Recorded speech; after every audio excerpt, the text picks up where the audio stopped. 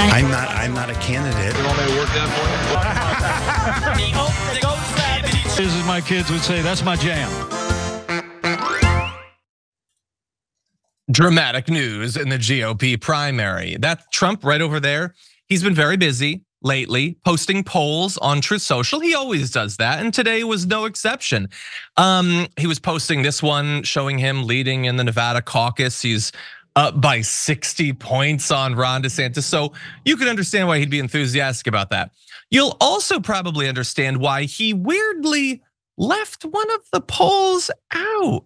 For some reason, he didn't post this one. Now, I don't know why. Let's see if we can figure it out. Maybe it's because of the dramatic tightening of the New Hampshire GOP primary. This is, by the way, this is a CBS News poll.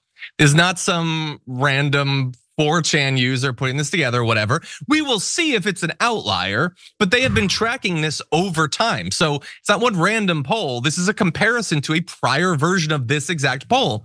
And in it, the lead that Trump has been reduced over Haley in second place by 24 points in just 3 months, 4 months at this point.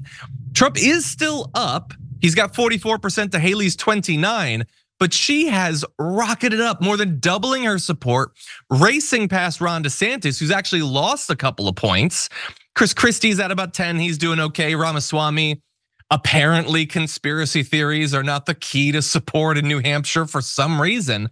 But anyway, she is jumping up there. And by the way, that maybe even hides her new level of support. Because if you look at this next one, which also he did not post on Truth Social, those who are considering or might vote for a candidate, Haley has now eclipsed Donald Trump in that. So many more are saying they will vote for her, and far more than that are saying that they're considering voting for her, even over Donald Trump. Francesca, are we seeing the rise of Dark Nikki? Oh yeah.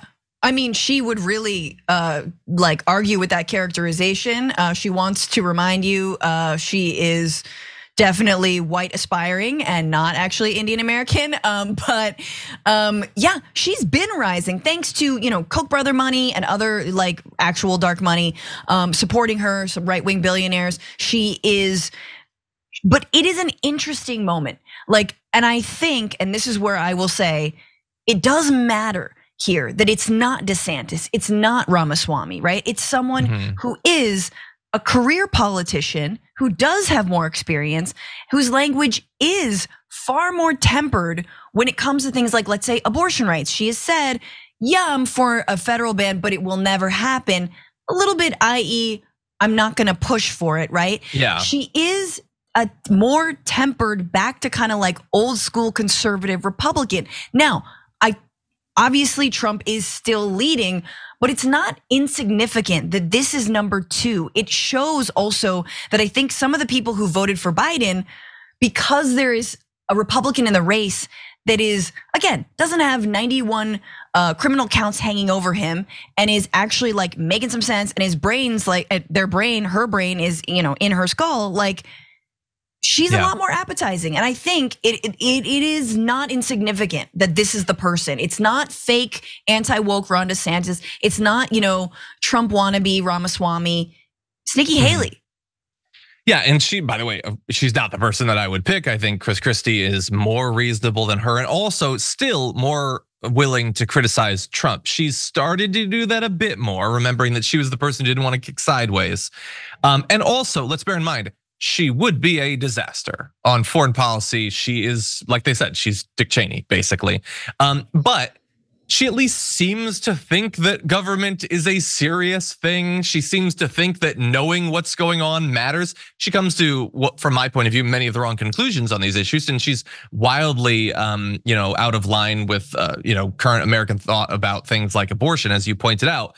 But she isn't, as you say, she's not Ramaswamy, she's not Ron DeSantis. And so, I don't know, I like to see this. It's not everything. As I showed you in Nevada, he's still up by a ton over number 2 in Iowa. He's still doing, Donald Trump is still beating Ron DeSantis, but she has got some big billionaire backers.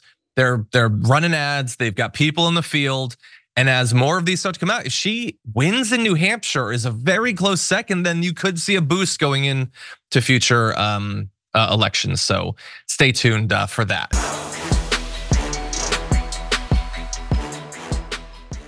Check out the Damage Report podcast each day, wherever you get your podcasts, whether Pocket Casts or Stitcher or iTunes.